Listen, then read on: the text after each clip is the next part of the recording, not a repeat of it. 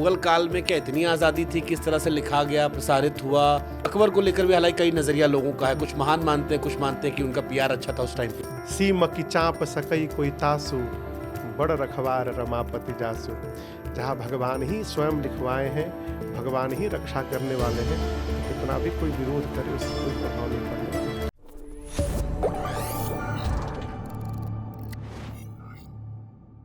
मुगल काल चल रहा था जिस दौर में लिखा गया।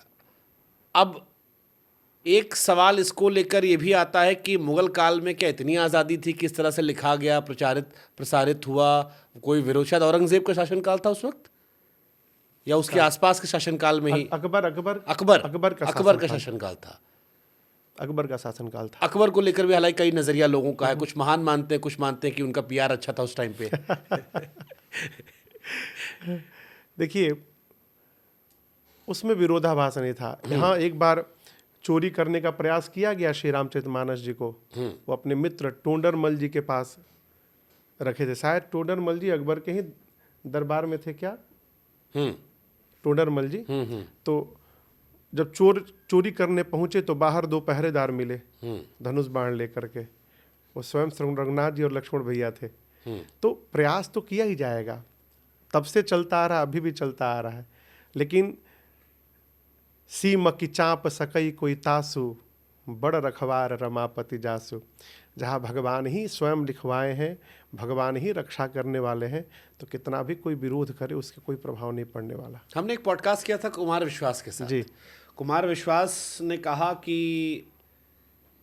सीता माता को जंगल में भेजने वाला जो अध्याय है वो बाद में अलग से ऐड किया गया, ऐसा उनका मानना है।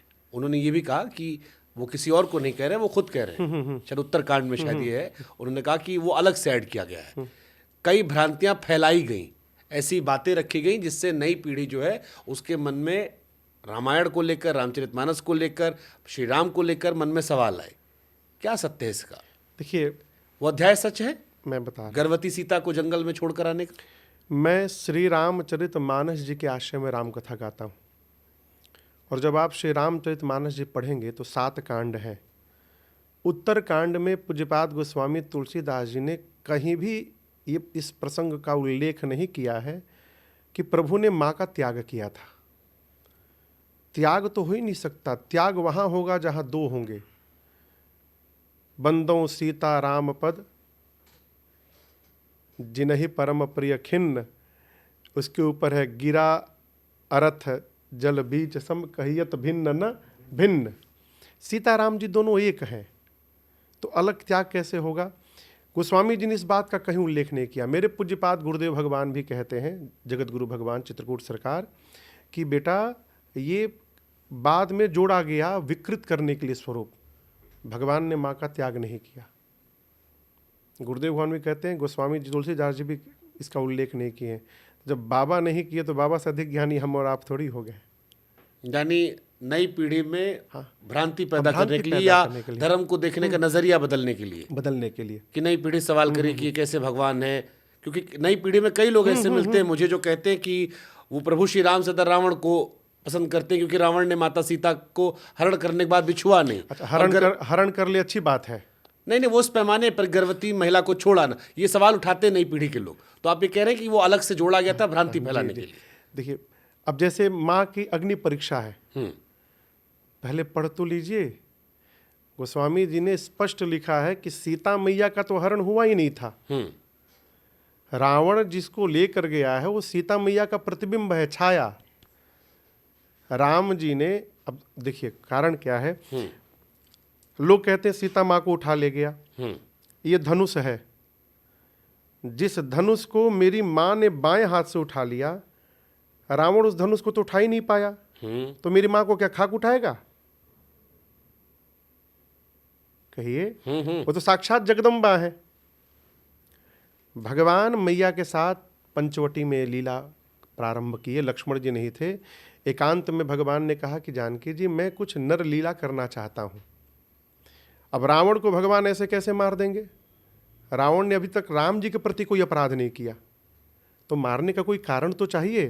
तो भगवान ने कहा कि आप अग्नि में प्रवेश कर जाइए। अग्नि, क्योंकि अग्नि नारायण भगवान के कारण पिता हैं। अग्नि नारायण ने ही प्रसाद दिया, आप अयोध्या के आप जानते होंगे।